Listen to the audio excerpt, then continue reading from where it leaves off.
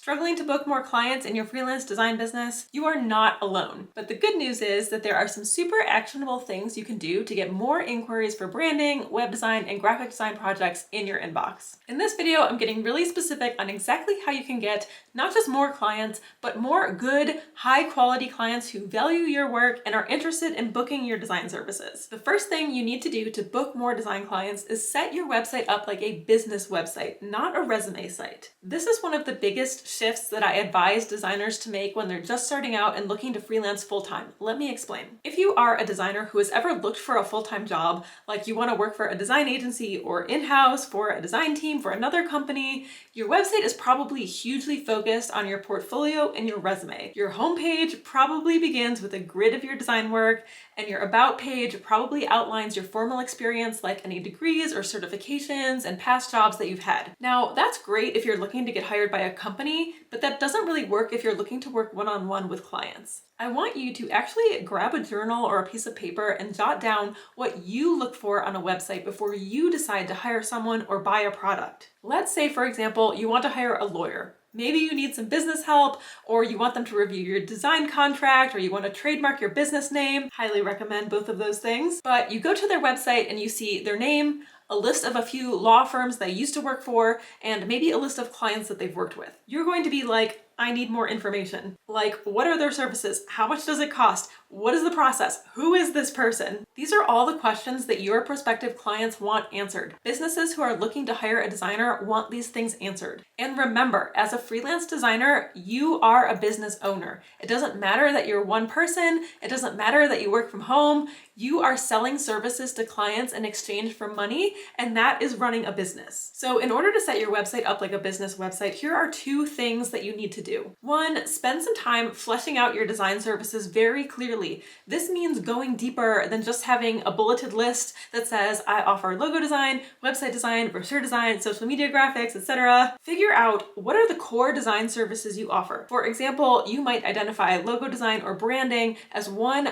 big thing that you really want to get more clients booking you for. Now, what is included in a logo design or branding project? How much does it cost? What is the timeline? What does the process of working with you look like for the client? And this may not be exactly the same for every project, right? But there are going to be some overarching things that are the same, and that's what you need to identify and communicate. This information is one key thing that sets a legit, trustworthy design business owner apart from someone who is just playing around with a little freelance work on the side. And even if that's not actually the case for you, that's how it's perceived by clients. So you need to be able to articulate exactly what you offer and how you offer it and what the experience looks like for the client when they hire you. Number two, the second way to turn your website into a business website to get more clients to hire you is get clear on why a client should hire you. As designers, we understand that visual design is powerful. We want our clients to understand the impact that our design work has for their businesses. And guess what? Words are powerful too. Words on your website.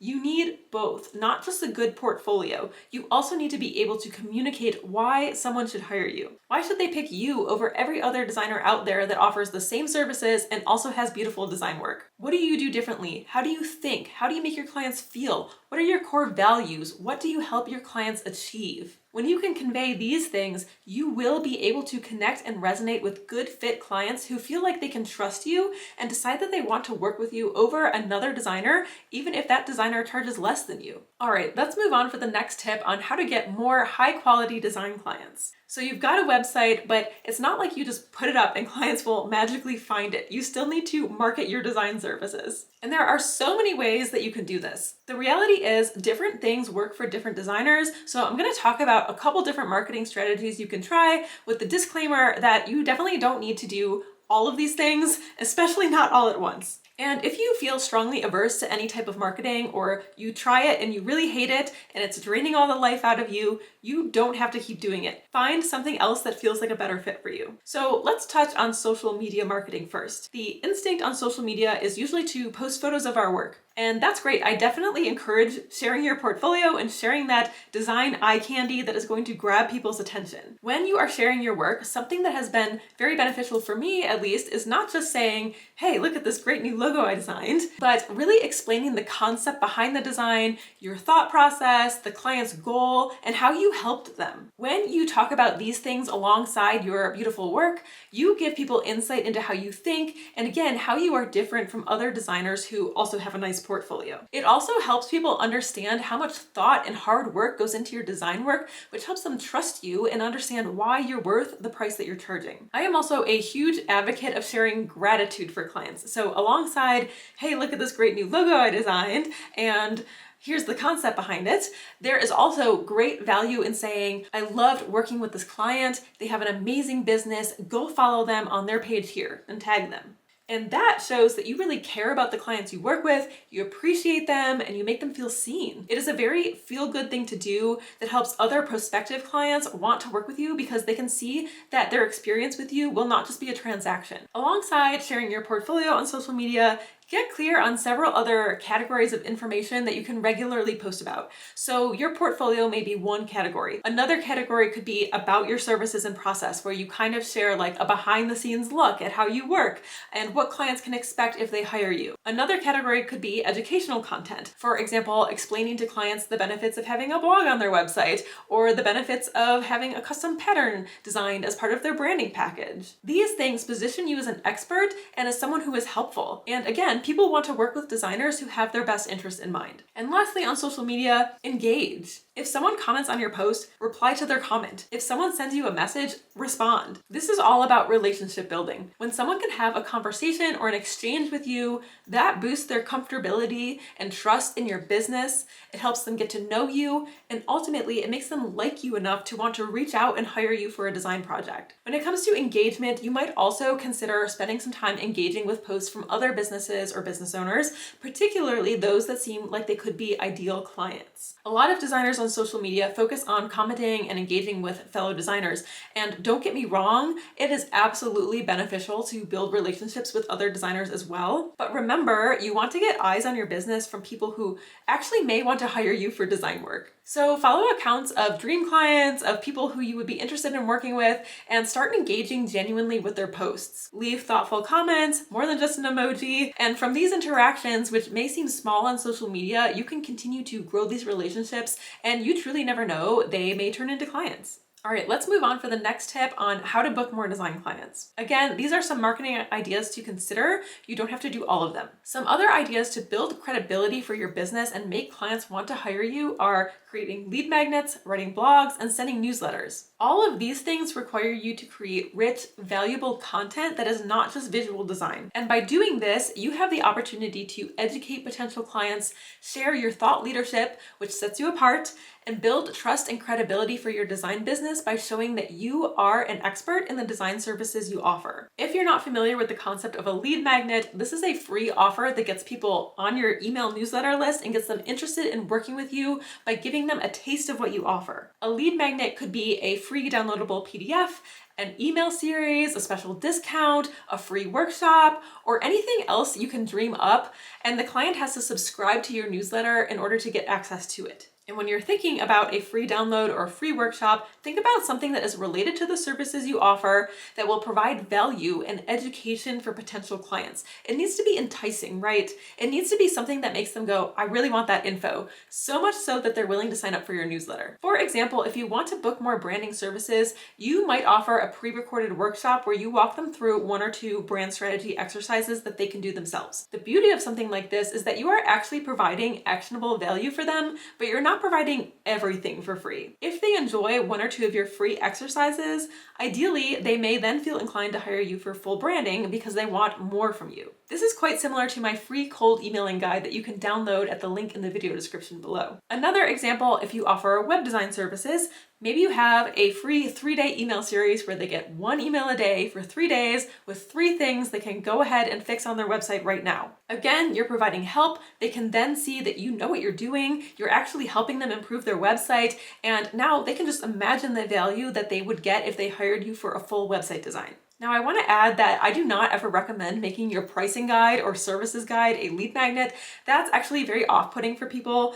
No one wants to have to sign up for your newsletter to see what you offer or how much it costs. They should be able to get that info by looking at your website. So avoid that and really think about what will provide value for people and thus help them trust you enough to want to hire you to get even more value. All right, and since we're on the topic of your email newsletter, let's talk about that as well. What's great about using your newsletter for marketing is that people are willingly signing up for it. That means that they are giving you their email address and saying it's okay for you to try to sell me your services. This is a much easier, more direct way of marketing than something like social media, where people are just scrolling and stumbling upon your posts. With your newsletter, it's going directly to people who want to hear from you. There is loads of advice out there on email marketing and how to write good newsletters. There are marketing experts who specialize in this.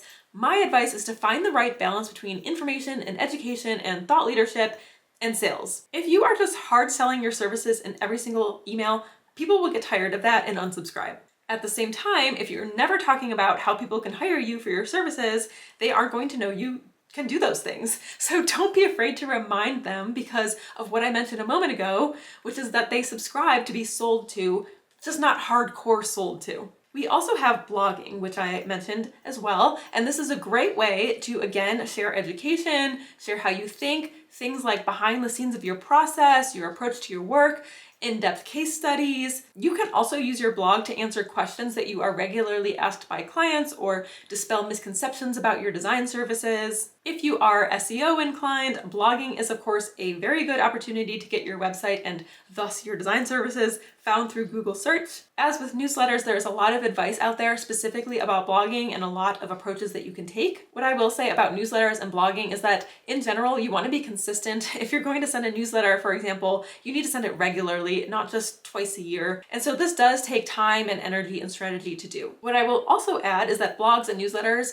create a lot of great content that you can then repurpose for other things. So from one blog post, you could create 12 social media posts that all focus on different things that you touched on in the blog. And those social media posts are all saying, go read my blog to learn more about this. Then you're sending people to your website who are hopefully then browsing through the rest of your site and your services, and you can hopefully see how this might encourage them to then inquire about a design project. Okay, I want to move on to another marketing strategy to help you get more branding, web design, or graphic design clients. If you're an introvert like me, this one may require you to step outside of your comfort zone a bit, and it is public speaking. This is a super valuable way to get in front of more good fit potential clients because you're sharing your knowledge, which, as we talked about, builds trust and credibility for you as a designer, and you're also sharing your personality, which helps people get to know you, resonate with you as a fellow human being, and feel comfortable reaching out to inquire about a project. If you're new to public speaking and interested in breaking into it, there are a couple things you can try. The first is to look for local speaking opportunities. See if there are any local business groups that regularly host workshops, or if there are any local business conference events coming up that are looking for speakers. You can pitch a workshop about what makes an effective website or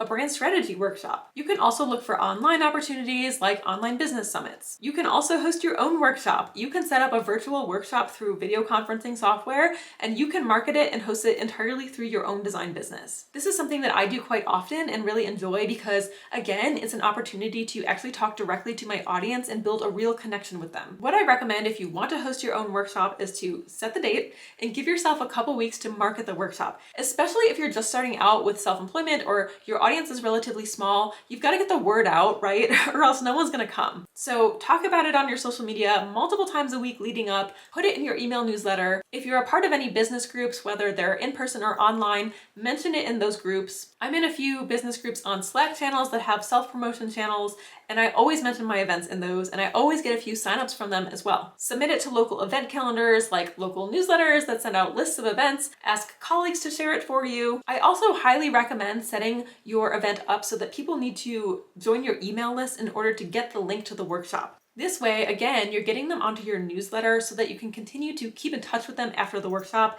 And of course, you can send them reminder emails leading up to the workshop so they don't forget. Something else that can be very beneficial is to end your workshop with either a freebie or a low-cost offer or limited time discount or something to, again, get more people into your ecosystem and interested in hiring you for a larger project. For example, if you want to book more website design projects, maybe you offer a free 20-minute website review to people who attend the workshop. In that 20 minutes, you can give them really helpful advice, after which they may decide, okay, I actually want to hire you for a full website design. So hopefully you're seeing a theme here with everything we've been talking about giving away some value in order to build relationships and help people trust you, like you, and want to hire you. Okay, so now I want to share with you my absolute favorite, most effective way to get more high quality design clients. Can you guess what I'm about to say? The number one thing that has always worked the best for me and for other designers who I know who have very sustainable businesses is, drumroll, networking. And I know that this word freaks a lot of people out, especially if you are an introvert like I am. Networking kind of gets a bad rep sometimes because it's associated with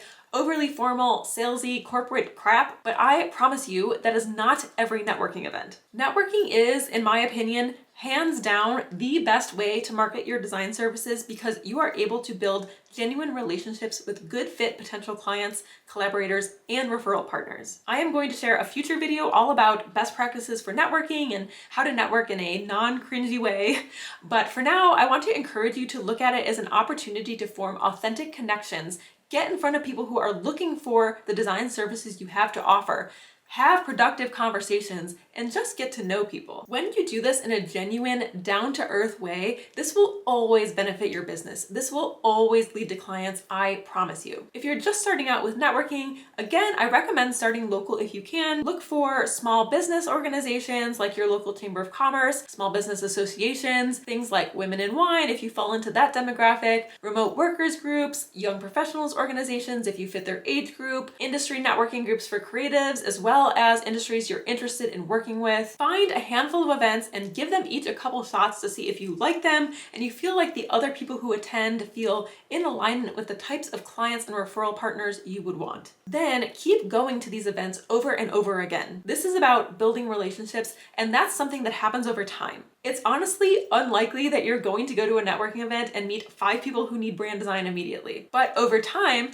by seeing the same people and getting to know them, you stay top of mind for them and you become the person that they reach out to when they do need your services or they know someone else who needs your services. In my experience, I once booked a big branding project with a business owner who I had met at a networking event 4 years before. They didn't even own a business at the time. They were there with their partner and I couldn't believe that they remembered me. But that just goes to show you the power of showing up and being authentic and building relationships and the fact that it takes time for this to pay off. You truly never know when a connection is going to come back around. In addition to in-person networking, you can definitely look online for networking opportunities as well. In my personal experience, I do find this more difficult. However, I have tons of colleagues whose primary networking is online, so it is definitely very individual. Online, join Facebook groups, Slack groups, Discord channels, groups for small businesses, remote workers, specific industries. I sometimes will browse Eventbrite and Facebook events and look for virtual business networking and have attended a few events that way. Again, attend a few, give them a fair shot,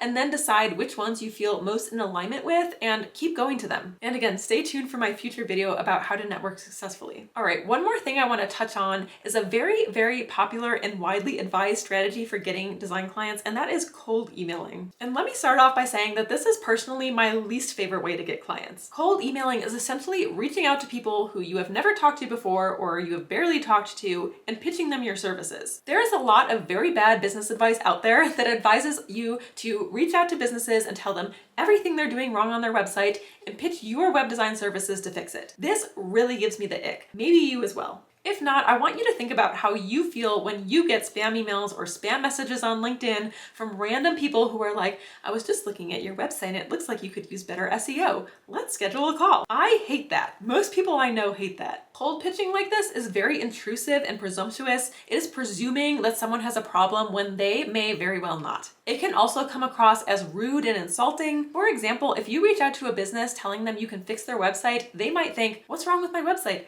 I like my website.